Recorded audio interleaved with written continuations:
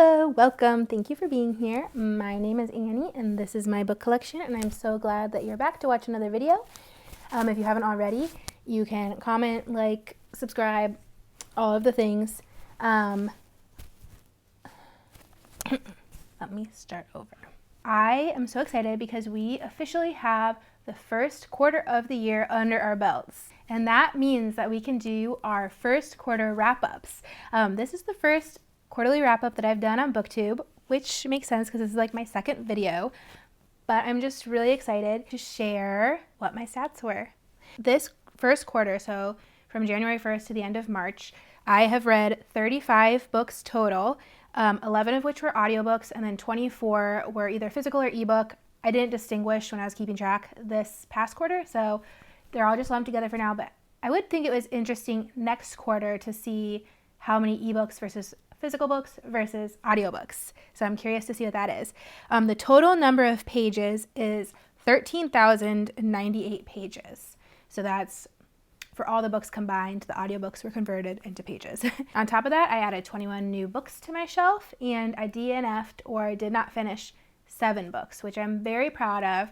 DNFing was one of my goals for this year, and I would love to talk more about it, but basically any book that either I'm just not feeling, I'm not interested in, I'm a little bit bored, and I don't see it getting better is a DNF.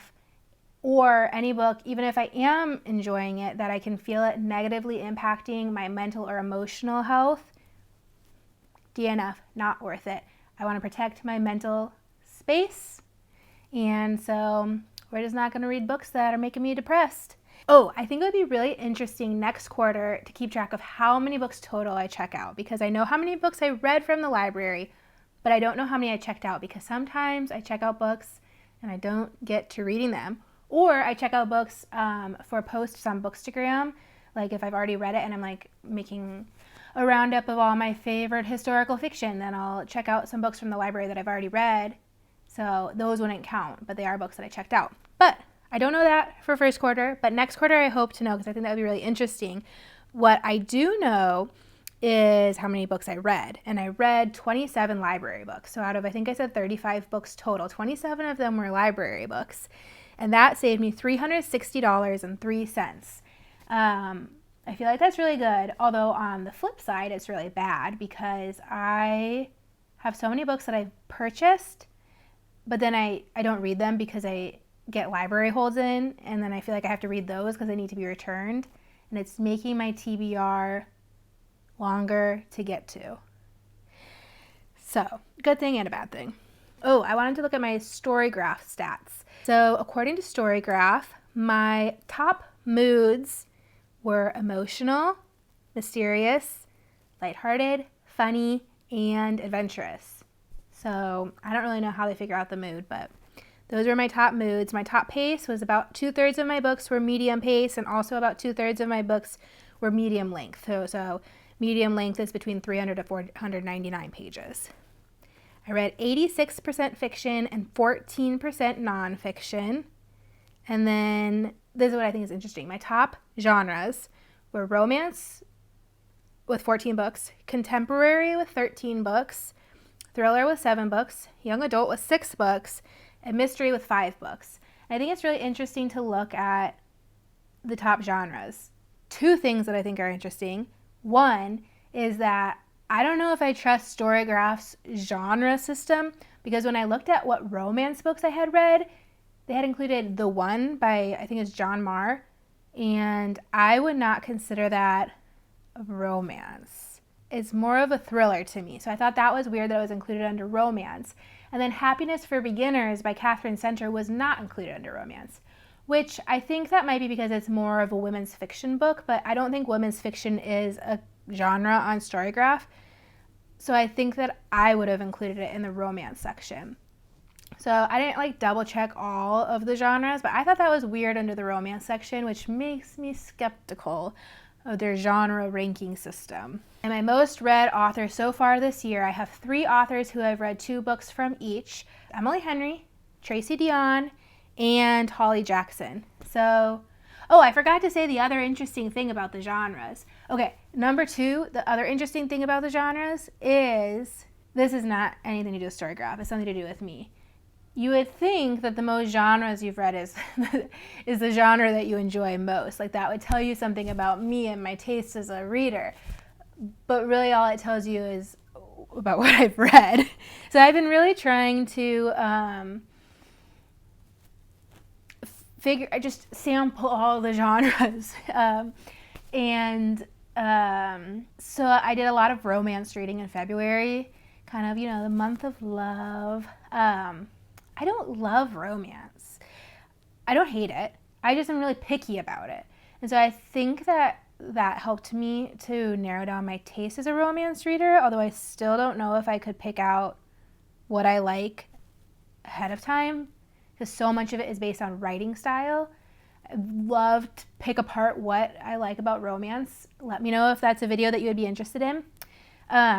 But anyway, you would think that my favorite genre is romance just by hearing that that's what I've read the most, but that's not the case. I think my favorite genre is contemporary. But anyway, it's just an interesting thing. Okay, now back to the most read authors. So like I said, 3 authors. I don't even really like Holly Jackson that much. I just had to finish the series. I'm sorry. I'm sure Holly Jackson is a great person. I'm not saying I don't like her as a person. Her books aren't for me. But I, for some reason, felt like I needed to finish the series. And so that's why I have 2 Holly Jackson books. I love Tracy Deonn. I hope she writes more. Legendborn and Bloodmarked are the 2 that I read by her. I think those are her only 2 novels, but I don't know for sure. But I loved that series, and I can't wait until the 3rd one comes out. I think there's going to be a 3rd one.